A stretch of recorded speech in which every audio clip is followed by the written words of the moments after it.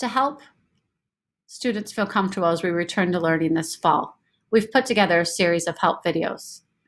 I'm Tara Manger. I'm the principal of Meridian Early College High School, and today we're going to be talking about what a learner can expect when they return to school on August 31st.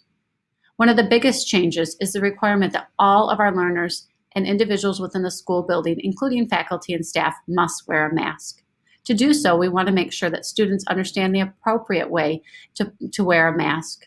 It includes making sure that we wash our hands with either sanitizer or soap and water prior to putting the mask on, and that we dispose of single-use masks or are washing our fabric mask every night. It's also important that your mask fits properly to ensure that it covers your mouth and nose. As we look at coming back to school, there's many things that students need to be prepared that we're going to talk about. From completing our back to school screening, to having a mask ready, making sure their laptop's charged, coming prepared with a writing utensil, paper. Our math courses do require a basic calculator, a water bottle, as water stations are turned off, but bottle fill stations are on, and having access to your Skyward schedule, whether that be via your laptop, cell phone, or printed schedule. Masks are required inside the school building by all individuals.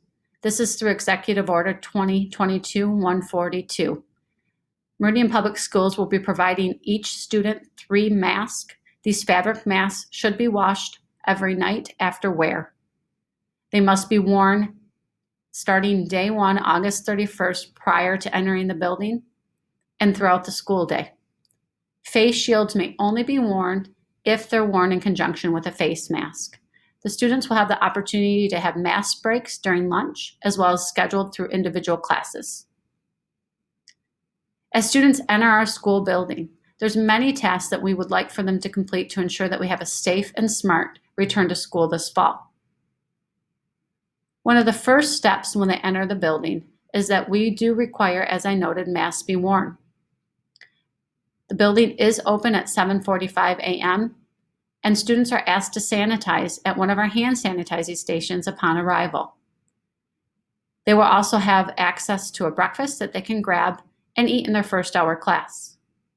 Students are asked to immediately go to their lockers, leave their belongings, and put anything they may need for class in their cinch sack, with the exception of laptops, as laptops and cinch sacks are not technology friendly. After they've grabbed their materials, they're to report immediately to their first hour class, where they can eat breakfast until the class starts at 8:05. Individuals riding buses will be dropped off at these respected wings. In the 300 hallway, freshmen will enter, and 10th and 11th and 12th graders will enter through our 100 wing. Families that drive their students will enter here at the front of the building.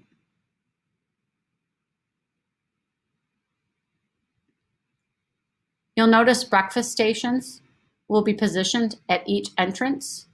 Freshman lockers will now be located in the 300 hallway, as well as a few in the 400 hallway. 10th grade lockers will be in the 100 hallway, and any juniors and seniors that request lockers will have some over in the 400 hallway as well. Again, as students enter the building, they'll have access to hand sanitizing stations. Masks will be on. They can grab breakfast. They will move to their lockers, put items in cinch sacks, and report directly to that first hour class. On the first day of school, cinch sacks will actually be hanging in lockers for students to put their materials in. In addition, a printed schedule will be ready.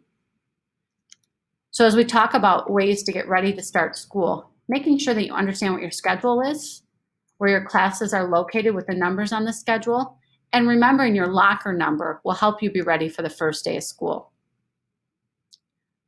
Lunch this year will occur in 3 different time slots, and depending on the class that you're scheduled in prior to the lunch slot will depend on where you eat for our 9th and 10th grade students. So if 9th grade students are scheduled in the community room prior to lunch, that is where they will eat lunch. 10th grade students, if you have a commons class scheduled, you'll eat lunch in the commons. Meals will be prepackaged and limited to 1 hot meal and 1 cold meal to start the school year. Students, as we noted, will be seated depending on the rooms that they're in, so they'll be cohorted to remain in their rooms. And again, we'll be providing an outside physical activity, so the supervised physical activity, so the students may experience a mass break. Depending on the location where they eat lunch, learners will sit in the self-selected seats. So wherever they select, that will be their seat for the year. So we're hoping you choose wisely. The learners will be dismissed to line up for food by cafeteria staff. Once their table's been dismissed, they can go up and grab and then return to their seat. Initially, we're going to have students speak their student ID number, and then once pictures with student ID cards come back, they'll be able to scan their ID cards upon arrival.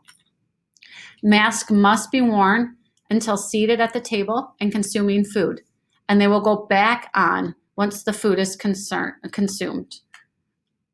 Again, as I noted, we'll have the opportunity for the students to leave this eating space and go outside, weather permitting. We are also working on getting a QR coding system so that students can check in and check out from their seated locations to help with any type of contact tracing that may need to occur. During passing time, we're asking that students stay put quite frequently and teachers move. During times where students and teachers need to move, we have scheduled staggered release times that will be announced by the PA by class.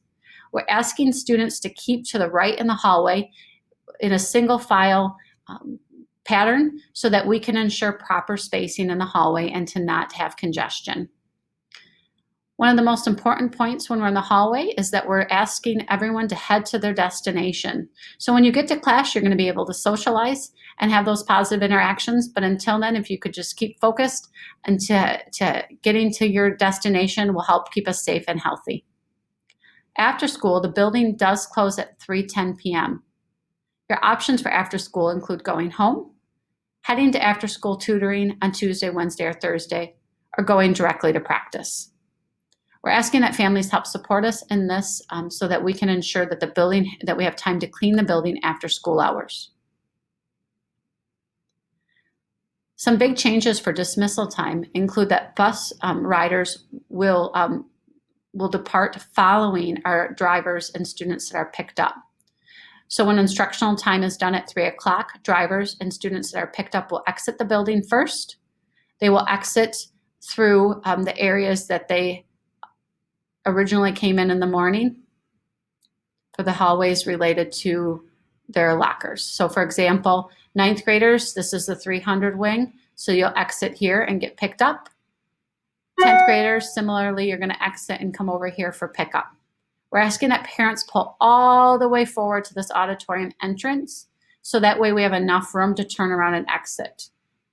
Keep in mind, Barden Road is not accessible. We have to reserve that for our bus departures. So we do need families to adhere to this traffic pattern for pickup. Bus riders, you will be dismissed approximately at 3:05. Again, your instructional time does stop at 3 o'clock, but we need to make sure that we have the congestion reduced from the hallways. And with the buses not departing from the district until approximately 3:20, we have plenty of time to get you to your destination. Meridian Public Schools is working hard to teach positive expectations for behavior. So as your students start to re-engage in learning this fall, rest assured that we'll be communicating these changes and any expectations will be taught within the class day. I know this is a lot of information. We do appreciate your continued partnership as we work together to have a safe and smart return to school this fall. With any additional questions or concerns, please don't hesitate to email me at tara.mager@merps.org. Have a great day.